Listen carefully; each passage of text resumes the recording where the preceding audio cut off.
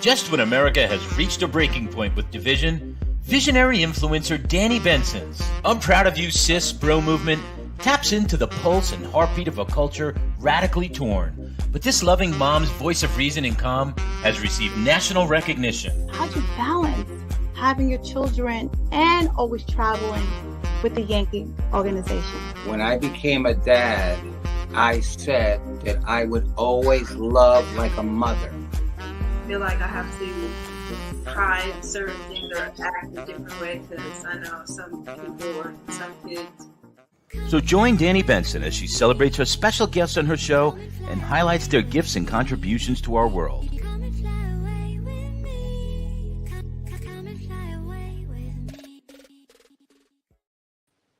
Hi, everyone. My name is Danni Benson, and I am the host of I'm Proud of You Sis. Thank you for joining me on this wonderful Wednesday. Please like, share, follow, and comment. I'm hoping everyone is having a terrific day.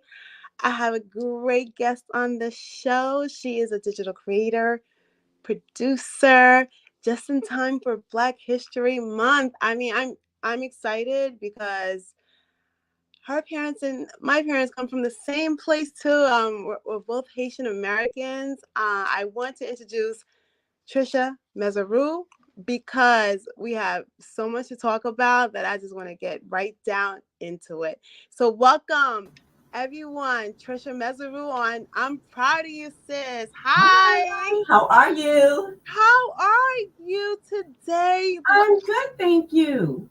First of all, it is an honor for you to be here. I'm so impressed. My heart is so smitten about all the stuff that you have done and accomplished. My parents would be so proud to, they put so much into us.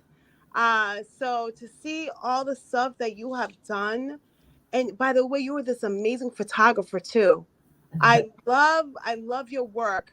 First of all, I just want to know, how did you get here? Like in the Haitian culture, we have this taboo. You only could be a doctor, lawyer, engineer, nurse. You know how our parents want us to get these jobs that they know that we're going to be okay for the next 50 years. Right.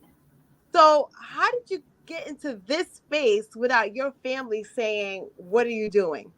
That's a very interesting question. So it's my mom was super awesome because growing up, with Haitian parents, obviously it was just that. It was, you have to be a doctor, a lawyer, work a 9 to 5, do something, what have you, make sure you have a steady paycheck, that whole thing. And going to college, I just had this creative bug. I've always been creative, just drawing everything as a child, growing up. But then when I got to college, I just knew I needed a camera in my hand. I needed to shoot things. I needed to video, photography, you name it. But really, really, video was my passion originally. And I asked my mom, and I said, "Listen, I really want to just be creative. I want to make movies. I want to do, all types of creative stuff." Interestingly enough, this traditional Haitian mom that I have didn't push back. She knew, she knows her child. She can't force you to do something you don't want to do. She just basically said, "Listen, if you're going to do this, you make sure it's big. You make sure you do it and you win."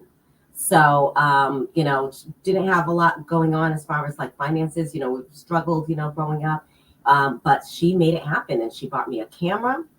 And back then it was like one of those big cameras that you put on your shoulder, like a newscaster. So yes, the camcorder. With the VHS. With the VHS tape. Yeah. With the VHS tape.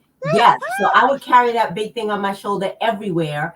And and I would shoot just everything. So that's how it really got started. She accepted it, and she just believed in me and prayed hard and just knew something was going to happen. And it did. Well, you know what? It always starts with the support of your parent, because what happens is when you're little, if you do have these talents, some parents say they don't care, you going this way, But there's some parents that say, you know what, if this is what you want to do, I'm going to support it to see where it goes. Yes. So Yes. I'm so happy that your mom did that, because I talk to people and they say you can find talents in children very early if you really pay attention. Yeah. And what you do is you try to foster it instead of saying, no, you're not going to do that, because what happens is they end up doing that anyway, right, regardless if you supported them or not. So, hey to mom. Hey to mom. It's one of those things where it's like, okay, so you're in, and I think what she was thinking. So she's like, okay, I'm in America. There's all these opportunities, so it's different from where she, grew up in Haiti. There's all these opportunities, and she watches the TV shows and she watches whatever. So she understands that there's something out there, So of course, and she didn't argue with me. She go, okay, Tricia, okay, fine. Okay, you want camera? Fine. And then she just got not fessa. Okay, not fessa. Not fair. Exactly. Okay. Oh my God. God bless your mom. Okay, so when you went to college, did you take, television? Did you take production? Yes. So I studied, I went to Hofstra University in New York. I studied, great school. A lot of people don't know that their film department is like one of the best. It's amazing. So while it's not, NYU, film and New York Film Academy, it is amazing. So I literally lived in the building, in the communications building, because I was there 24/7. So I studied TV and film production. And my minor was marketing advertising. And then I ended up after graduation, just getting into advertising agencies. So we started doing commercials and such. So yeah.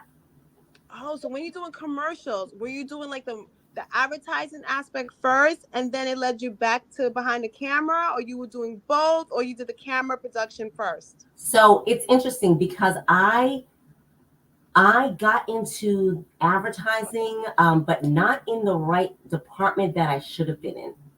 So it's one of those things where, because I'm from Boston, so I either have to go back to Boston after graduation and get a job, or stay in New York and figure things out on my own. So I needed a job in New York so I can figure things out. So I ended up in advertising, but I was in literally, I started off in accounting. Okay. But you got in. I got it. I started off in accounting, and I was horrendous at it.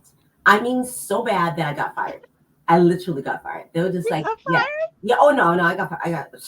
I was like, 1 + 1 is 7, right? No, I got so fired. They were just like, oh, I had to like get these receipts and all this. I don't know. It was a mess, and I was a mess. So anyway, ended up at another agency, ended up in account management. That was better. It started getting me into the creative world. So it took a while for me to go, and I started the mistake that I made, and it's something that I always tell people like to really watch out for. Very important to always have a mentor, right? Find a mentor, find someone who is where you want to be, and ask them to mentor you, to give you guidance, because I didn't have that. So I ended up in account management, and as a young Black girl in account management, and I was always really a go-getter, so I figured it out really quickly. I knew what I had to do. I figured out how to do it and do it fast.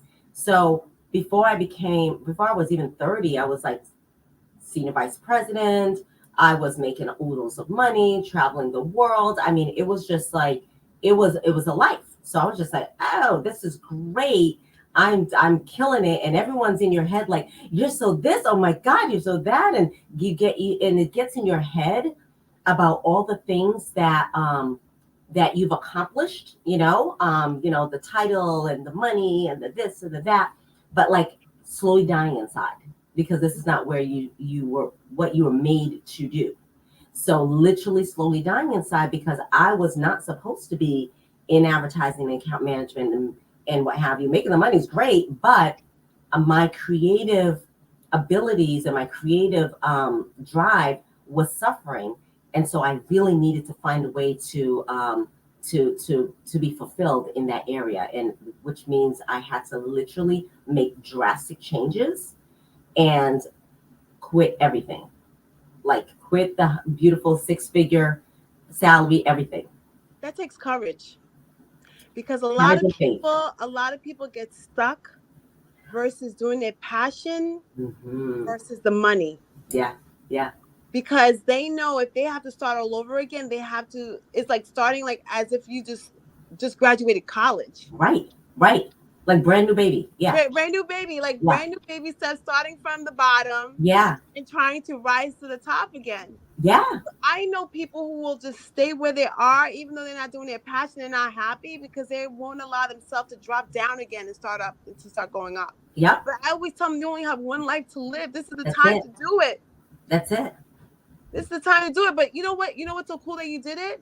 Because look at the other side of fear. Right. Do you know what I mean? Like you had to lose everything. Not lose everything, but that 6-figure cushion. Oh my God, that's a lot to lose. It's a lot to lose. It's a lot to lose, and it's just it's a lifestyle. It's a thing. But especially when you're in the city. Yeah, especially when you're in the city. You know, lifestyle in the city, like, oh my God. Everything's good. Everything's good. I mean, you're the it girl. You're the whatever. Yeah. And then, I would just literally be going into work and have like panic attacks. You know what I mean? Like I would literally like have anxiety. So depression was kicking. I was like, this can't be my life. It's great, but it's not great at the same time. And then I would see other people who were supposed to be me. You know what I mean? And that part. What do you mean? Like the person that you envisioned, or the person that you should have been?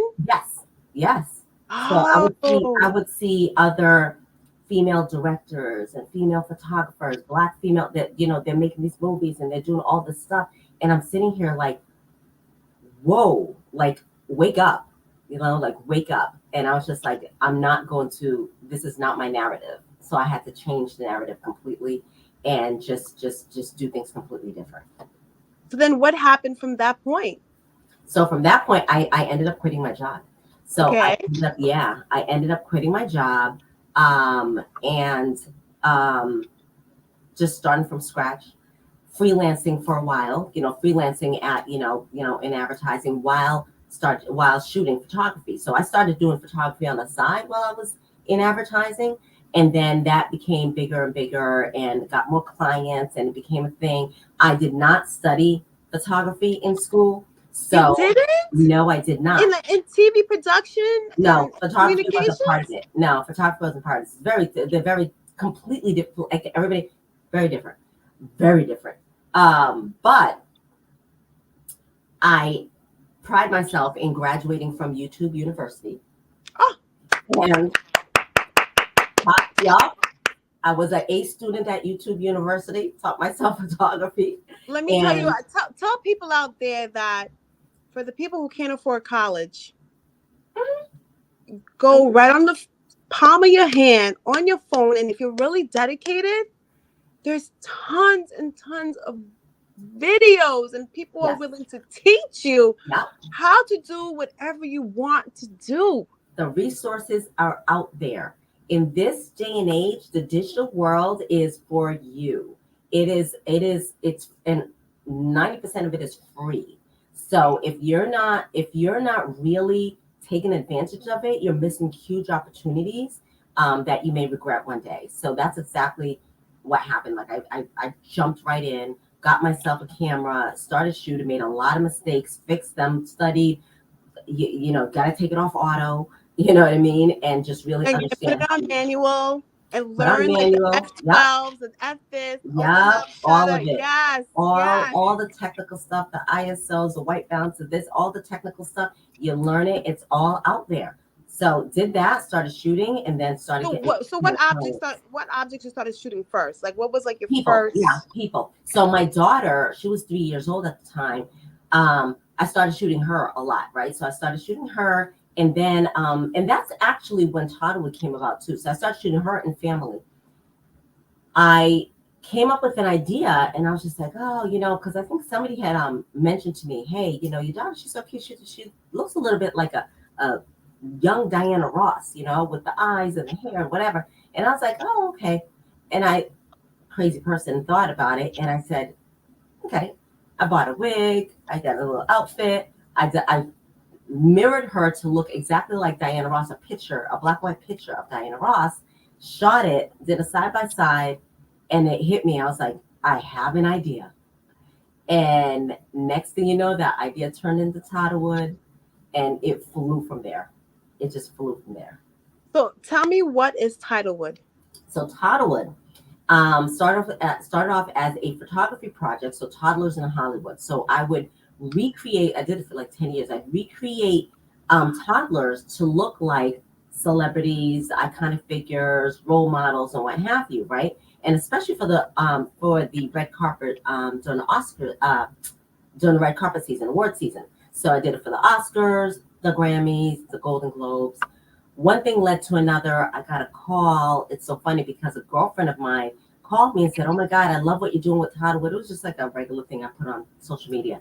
And I was like, okay. She goes, I work for a newspaper. Can I just do an interview for you? And I was like, okay, whatever. I didn't know what the newspaper was. I was like, whatever. So we did the interview over the phone. I was like, you good? You got it? Okay, great. Bye. Next thing you know, she said, oh, it posted. I was like, that's nice. Next thing you know, I get a call. I get all these phone calls. I'm like, what is going on? Then I got a call from a producer from the Today Show. So the producer says, oh, this is Adam from Today Show. And I was like, haha, I thought it was one of my guy friends making me. So I hung up. Call back. I hung up again. Call back. He said, wait. Let me send you an email. So he sent me an email, and I saw the email address that said, the Today Show, ABC, NBC, whatever. And I was like, oh my God. So from there, I asked him, how did you get in touch with me? And he said, oh, I found your story in the newspaper. And I said, what newspaper is my friend? And he said, the Huffington Post. I was like, oh, my friend works for the Huffington Post. I didn't realize she worked for the Huffington Post. So I'm like, okay. Next thing you know, it blew up from there. So we did it for 10 years. And I stopped doing it. The red carpet, like the J-Lo's, the Beyonce's, the this, the that. So much fun. Lots of fashion, auditions everywhere, casting calls, kids flying in from everywhere. I mean, every award season, I'd be inundated with so many beautiful, amazing children who want to be part of Toddlewood. But then I pivoted during the pandemic, and at the time of George Floyd situation happens. So that was in June 2020. Exactly, June 2020. So we were all sitting at home. Yes, we're all sitting at home. We saw and we witnessed something that probably happened a lot, but we actually got a chance to witness it because somebody pulled out their cell phone and shared it with the world, and really awakened us to realize that, listen, this is not new. We just have the proof now. We have the receipts. And it was heartbreaking because we watched a man slowly cry for his mom while he's dying, slowly because of, a knee. You know what I mean? It was very heartbreaking, upsetting, disturbing, all the stuff. From there, I decided to move away from the red carpet into the black carpet. So that's where Engineers of Equality came into play. I wanted to use my platform to be able to showcase a different side of what I do and really be able to educate, inform, and empower potential future change makers. So that's where Engineers of Equality came into place, where we're basically celebrating the legacy of civil rights activists, past and present. So when you see the book and all the work for Engineers of Equality, it is really Black and brown and white activists, from way back, from slavery to civil rights to now, transformed, kids transformed to look like them. And then also given a bio, a story about each and every one of the people that we shot for the book. Oh my God. So where can we get this book? So the book is on my website. So the book is at Toddlewood.com. So it's TODDLE Sorry, let me do it again. So the book is on my website. It's on Toddlewood.com. That's www.toddlewood.com. And how much does a book go for? Is it like a So it's like a coffee cover? So it's $55. It's a coffee table book. It's fully colored images. So you'll see the original, a picture of the original person, plus the ones that me and my team shot. We recreated with a beautiful young boy or girl, and then the bio or the history about that particular person. So this particular book has about 30 civil rights activists and their story and these beautiful pictures. So it's a really beautiful book. It's just got a lot of like love put into it and a lot of great content. And it's just, the time is right. So every Black History Month and beyond, we want to promote it and really share the not only just the artwork, but also just the information and the education behind the person. Wow, that sounds so beautiful. So, for instance, who are the activists that are in there that we would not expect to be in there? Oh, not expect, huh? I don't know. There's so many. Oh, let me get the book down. Yeah, show the audience the book. So this is the book. So this is the book. So this is me right here. This is me. I am actually. I just finished the shoot. We shot John Lewis. We flew out to Alabama, and shot it on the bridge, the famous bridge. So. Oh, the famous bridge where Martin Luther King in Birmingham, Alabama, right? In Birmingham, Alabama, Selma. Yep. And I'll just show you some of the photos. This is an old book. So, of course, we have our beautiful Angela Davis, before and after the Angela Davis. Oh, wait, how that one. This book? Audience, do you see this book? Yeah, I'll just show you a couple. God. They're really sweet. This is Booker T. Washington. Oh, I love. Yeah.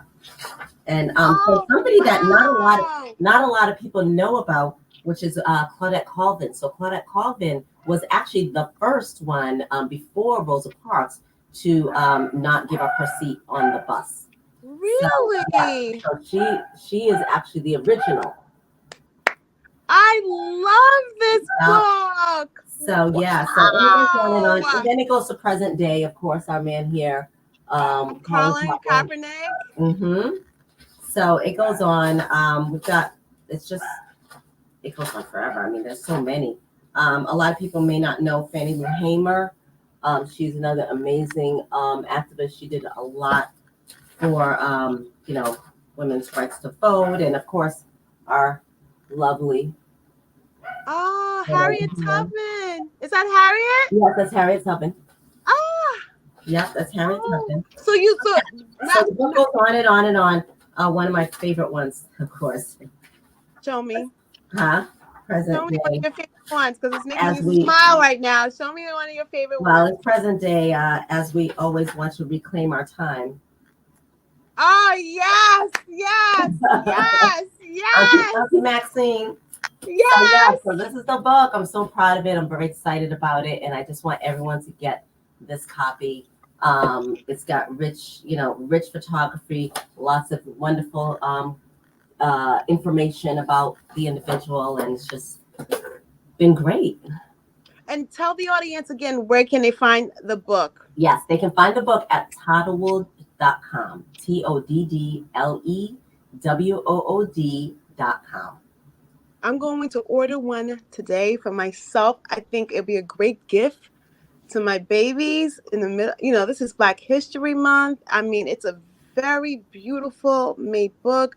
Please go and support this book. It's a coffee table conversation, especially for the babies out there and our kids, to reacquaint them to other activists besides the ones that they always talk about, like Martin Luther King, Malcolm X. Yes.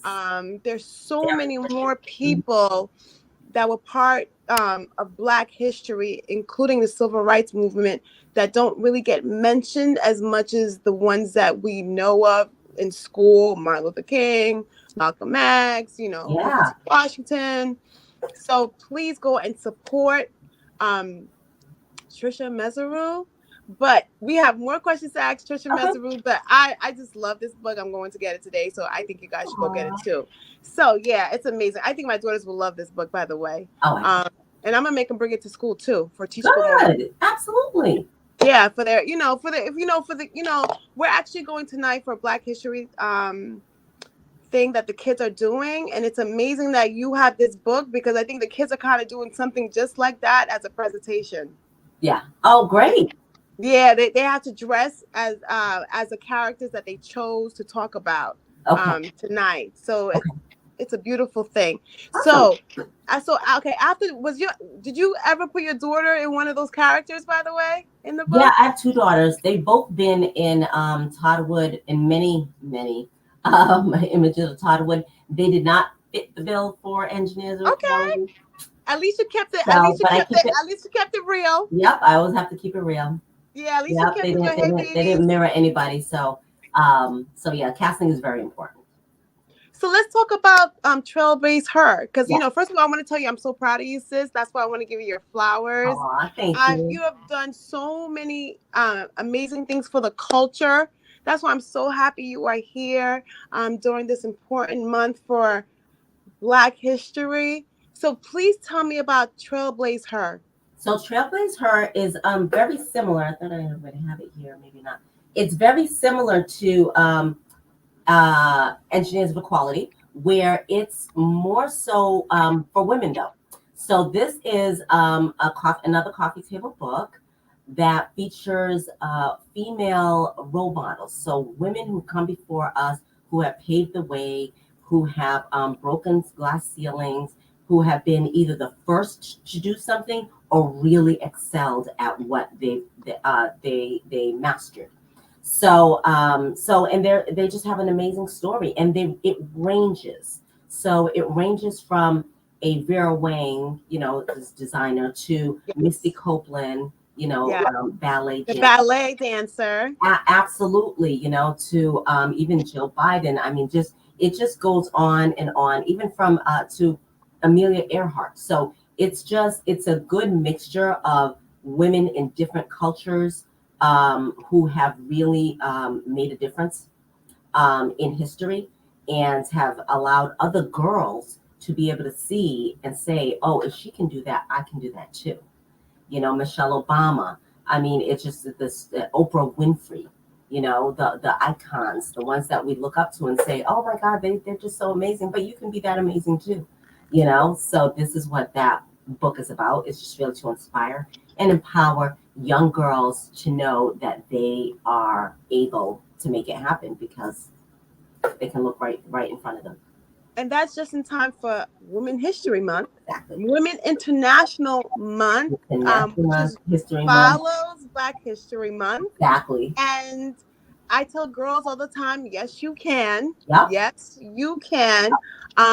So tell me some interesting stories that in that book of people that you portrayed that you probably maybe didn't know before. Because, even with women, okay. Oh, I love the background. Oh, you have the book? Yep, I found it. Yep. So this is Trailblaze Her. Say one more time because we didn't hear you. Trailblaze Her. Got it. Trailblazers, but her. So it's women who blaze trails, spark a path for young girls. So that's the cover of my book. And let's see if I can share a couple of the beautiful girls with you. Okay.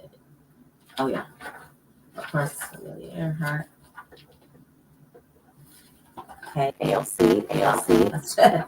That's her write-up. But ALC, remember her? That is beautiful. Let's see. Of course, we always have our famous Beyonce. Oh my God, you found someone that looked like Beyonce. Yeah. Our famous Beyonce. We all love some Beyonce here. And then, of course, our lovely Celia Cruz. Wow. Look at that. That's so Yeah. beautiful. She was a spitfire. I tell you right now, a spitfire. Oh, I love this activist here, women's rights, Gloria Steinem, one of my favorites too. Oh, look at that. So what are your age ranges when you pick So the your subjects? The age ranges, Girl Scouts founder. So the age starts at really it has to start at an age where they can actually Listen, be able to follow direction and comprehend. So I usually like them young, but I can't have them too young because I need them to really like do what I need them to do. Yeah. So sometimes they'll be, I think the youngest might be 7, I want to say. I may have had younger, but very rarely. So it might start at 7 years old and go on to, usually for Toddlewood photography, try to cap it at 11. Definitely don't go into teens, but try to cap it at 11, 12 years old, depending on how young they look. Yeah, I mean, everyone, please go. That is a nice coffee table book too, especially when I'm trying to inspire my girls. Even today, they're trying to do their homework, and I'm like, yes, you can. Like, mommy, it's getting harder. I said, I told you it's gonna get harder, girl. Yeah. You wanted to grow so fast from 2nd to 4th and 5th. Now you're telling me it's getting harder. And I was like, yeah, it gets harder, but you really got to try your hardest. Yeah. You know what's interesting? They asked me, why do boys have it easier? I was like, they don't have it easier. I was like, get that out of your mind. Get it out of your mind. They don't have it easier. But getting them a book like this will show them that we all have trials and tribulations, but in having the belief of who you are, where you came from, and your abilities, you could definitely break that glass ceiling. Absolutely. Do you think in our day and time we'll one day see a woman president in the United States of America? Because the crazy thing is, in other countries, there have been women presidents before. Mm-hmm. Mm-hmm. Do you think? I do. I actually really do. I think that is something that could definitely happen. You think it will happen in our lifetime? Because no one ever assumed there would be a Black president. That was that right alone was like probably the one that would, people would say would never happen. Wasn't even thought of, something that could even be thought of or even said. But it happened, and it happened in our lifetime. And two terms. Was. So, right. So yes, cheers to that. It's a party. So imagine, I definitely think that a woman president is something that can be had. I don't know about this lifetime. I mean, I would love it to. I mean, obviously she would have to have, all the credentials and all the stuff that needs to, to qualify her, and to convince voters. But I do think it's a possibility. I mean, there are presidents in other countries and female prime ministers and you name it, and they're soaring. So who's to say? You know what would be maybe this is off topic, but since President's Day is like next week, wouldn't it be cool to do all, what are we on, the 46th president now? Yeah. And do each president from George Washington to present day as one of coffee table books? I mean, I would love to do, that's a big undertaking, but because I'm real meticulous about, Toddlewood. So that would be amazing. But yeah, that would be something I would love to do. That would be something kind of cool, right? Do George Washington and, you do because it's only been like 46. Yeah. Yeah. I would think there would be that's more. Not unreachable. That's not unreachable. Yeah, that's not, I mean, just for the future, it would be a cool coffee table thing for President's Day and have like all those presidents lined up. So what is your task that you're undertaking now? Because I know you're also in film, right? Yes. So film is my first heart. So I just finished my movie. Tell me about it. Yes, yeah. Tell me about the movie. I finished it in November last year, and had a premiere in December, and it's been incredibly well received. It was a private screening. We're going to have one more private screening in March. I can't put it to the public because we're entering film festivals, but it is just, it's a scripted film that I wrote, produced, directed. We have a huge team huge team of like my good friends, my sorority sisters, family, you know, and then of course my production guys, my crew, and then cast. The cast, I didn't realize how many people were part of my cast until the day that everybody came together and stood up on the stage. I was like, oh my God, there's like over 40 people that are in this movie. Go figure. And it's just amazing. So I'm so in love with it. I love the idea. I do have other scripts that are on its way. So right now I'm just praying and praying and praying for film festivals, and it's going to be a busy year. So let me ask you, can you tell us just a main idea of what this movie is about? Yeah, the trailer's already out. So the trailer, Okay. the trailer is available on the Toddlewood website as well. Okay, so everyone go to Toddlewood. Where Yeah. it was on Instagram. Yeah, YouTube. on Instagram as well. So Toddlewood, and then you'll be able to see the making of, but also the trailer, because it is a movie that is a family comedy, and it's got kids in it, and it's got adults. It's based in a New York City talent agency, so a high-powered entertainment agency that has really amazing talent. So from singers, dancers, actors, you name it. Now everybody wants to be part of this agency because they are the most successful agency out there, but nobody knows where it is. That if you get invited to come into the agency, that's the only way you know about where it is and who and all that stuff. So it's a well-kept secret, but except for the fact that Toddlewood, the agency, is super successful. When you become a member of the agency, or you come to the agency, you find out the secret is the fact that it's run by kids. So the agency is run by kids between the age of 12 and 16. And these kids are literally three-piece suits, Chanel bags, the whole thing, running meetings, boardroom meetings, you name it. And then there's that juxtaposition as far as like the role reversal. And also there is the tension is that there's a disgruntled agent from another agency who finds out the secret, and his task, his mission is to take them down and expose them to the world. Oh, I love it. So it's a PG-13. Yes. Oh my God. Yes. So I heard the word comedy in there. So the kids are gonna be lots of comedy. Lots of comedy. Oh wow. So what festivals are you shopping the movie in right now? Oh, the list is long, but definitely ABFF,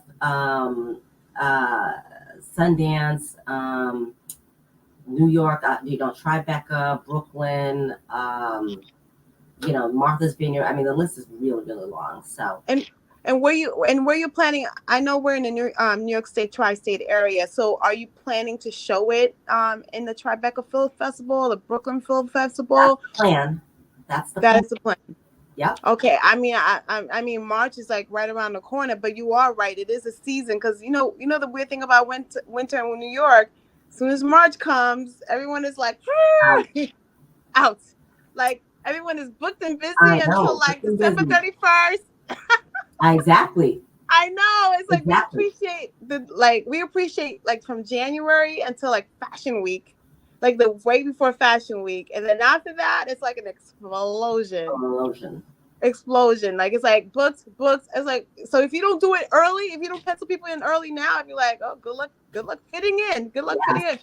All right. So tell me how your kids feel about how much you accomplished. Like, first of all, how old are your babies? And I know you have a lovely husband. Yeah. I mean, how does your family feel about? Are they all part of the supporting cast? Yeah. Are your kids in the movie too, or no? Yeah, they're both in. All three of them, my husband too. So whatever I do, I make sure that they're included. And they usually usually it's like whether they want to or not, but they just love it. They just have a real good time. They meet new people. And it's just like, okay, mommy, what's next? So it's really interesting. Even my daughters, my oldest daughter, Skylar. So Skylar is 18, and she is a pre-med major at St. John's University. And Good then for her. Sunday is 13. So as you can see, Skylar's more pre-med, and I lost you. I'm sorry. Okay. Sorry. Go ahead. I'm sorry about that. That's okay. And so as you can see, Skylar's pre-med, so she's not into the industry, but she loves to be able to be involved and do this type of thing. So she's really excited about that. And then so she actually started Toddlewood with the Diana Ross. And she's she's a little bit of a chameleon because she's done quite a few of my Toddlewood images. And then Sunday has done a couple. She's not as much of a chameleon as Skylar. She's done a couple, but they're both in the movie. And so is my husband. Sorry about that. Go ahead. So my whole family is part of Toddlewood. You know, I make sure that they're all a part of Toddlewood. Because it's a family affair, you know, we just have a good time working together and doing things. My oldest, who's 18, who's pre-med at St. John's University, and she's not in the industry because she's pre-med, but she loves doing things with the family. So we just have a good time. So she actually started Toddlewood with the Diana Ross. She's a bit of a chameleon, so she's done a couple of these images. And my daughter Sunday is 13.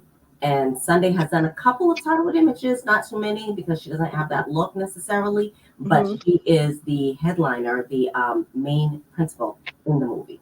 So both my daughters are in the movie, and my husband is in the movie too. Wow. And what is how did you meet your husband? Like the dynamics of it. Did you meet him during like how'd you meet him? Because I went in on your page. I see the love story. Yeah, we have a really good time. No, we met in college, actually. So we met in college sweetheart. He went to St. John's University. I went to Hofstra. It's about half hour away from each other. And we just hit it off, you know. We're both in organizations, fraternity and sorority. And so we just had mutual friends and we met. And ever since then, we've just been together, you know. So, and just kept everything light and fun, have a lot of fun. Is that the secret to having a lasting marriage?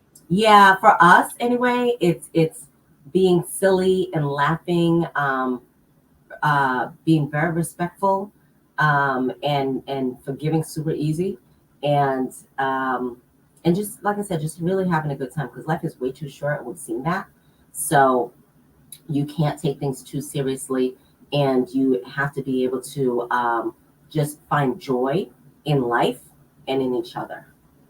No, you are so right about that because, you know, this show is airing tonight. So, you know, next week will be Valentine's Day. So what advice do you give to couples out there? Because it's been rough compared to when we were dating and married and stuff. It's a different time. So what do you tell your daughters? Yeah, well, you know, my daughters, they are well, my 13, she's she's not. Yeah, thank God. But like women, like, you know, for relationships, I always say, especially for girls, for young girls, I would say, you know, find someone who can love you unconditionally and who just wants to make you smile. You know, so if that's the purpose, is just really being able to make you smile and checking up on you and is looking at you when you're not looking, you know what I mean? You could feel them staring. It's like, okay, I see you staring. you know what my Haitian mother used to tell me? Find a man who loves you more, a little bit more than you love them. Yeah. Like the man has to love you a little bit more because he says, as women, we're already nurturing and loving anyway. Yeah, it's natural. But it's a natural thing. Mm-hmm. But if a man loves you a little bit more. Yeah, I've heard that too. Then you're golden. You're golden. Yeah, I've heard that too. And the other thing, which is really important for me, is a man who, first and foremost, loves God. Because without God, you're not. I just don't think you're going to make it genuinely. You know what I mean? And that's the only way that we're able to be able to get through things and understand what, you know, unconditional love is about, what compromise is about, and what joy is about. You know, it's just because, you know, we just love God and just have respect and honor and put him first. And that's what's super important. Yes, if God is your center in your relationship, I tell people all the time, if God is your glue, you're compared to everything that's going on in this world right now, because it gets so crazy and stuff. But one thing that we know about God is he hasn't changed. Yeah. He hasn't changed. So there's no really chaos in God, right? Right. So if he is the center of your relationship, then you have a better chance of surviving the highs and the lows together because God is constant than not having, and that is just my opinion, not everyone's opinion, but not having a center where when everything outside, it's like a hurricane, when everything outside is like wild, there's the core that just stays where it's supposed to be. Yep. That's exactly right. And then in any relationships, you need a center. Yeah. Because everything around you might be going crazy, but then you can always go to God. You can always The comfort, leadership, and direction. Yep. So that is definitely great advice, especially in this day and age when our kids are seeing so much more than we've seen growing up, and things could be so confusing sometimes. Definitely, I understand why, if you are trying to find someone who you love, make sure that, God is the center, because God will be the glue that keeps you together. That's right. I want to say I'm so proud of you, sis. I want to give you your flowers. I've heard so many great things about this film. I cannot wait to actually see it. I've been hearing about this film now for over a year now. So I'm so excited for you. I'm so happy for you. Thank you. And I love the kids. I love the kids concept, because if people know me about the show, I'm always talking about my kids, my 10-year-old kids. I'm always talking about my kids.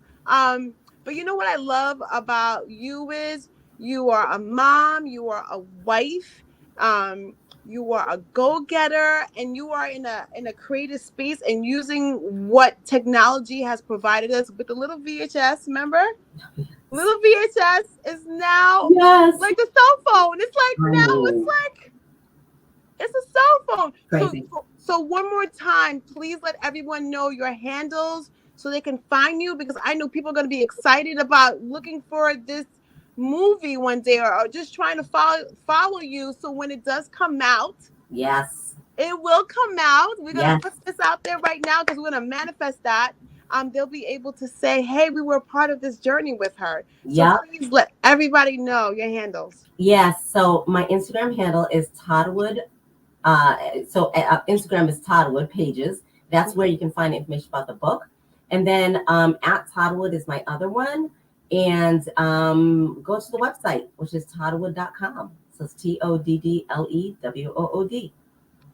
I want to say thank you so much for joining. I'm proud of you, sis. I cannot wait. The film festivals, it's coming, but I know you're going to get your recognition through this movie, because I know how hard you've been working on this for the past year to see your vision.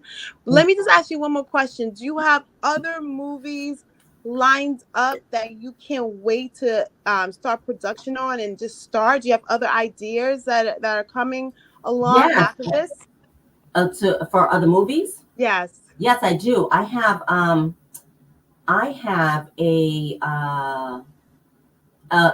Christmas movie that I'm working on. So which is really, really good. So it's a Christmas movie that I'm hoping to start shooting this summer. And I've also got the sequel to Toddlewood the Agency, the movie that's out right now. So that we're going into film festival. So that movie has a sequel that is scripted and ready to roll. So what we're planning on doing, hoping to do, is that this summer that we can go ahead and start executing. So we have a couple of scripts that are on the shelf right now that we're really looking forward to getting off the ground. Oh, I'm so happy for you. Wish me luck on the film festivals. I know. So this is just the beginning. All right, so let me ask you a personal question. Are you self-funded, or you have investors behind you? Self-funded. God is good. God is good. So I've been self-funding. I self-funded the first movie. And right now we're fundraising for the next ones. But we've been having pretty interesting conversations with some interesting folks who will be hopefully take this to the next level. So lots of fingers crossed, lots of prayers, and we'll see what happens. Oh, I am so excited for you, because I always tell people all the time, just do your best on your first project. Like, just do your best. Yes. And they will come. They will come. Because sometimes people don't believe in you because maybe, for whatever reason, but that doesn't mean that you stop believing in you. You stop believing in yourself. Right. And I tell my kids all the time, and I'll tell everyone who's watching this, don't be discouraged if you don't get the support from many, because you only need the support from few. Right.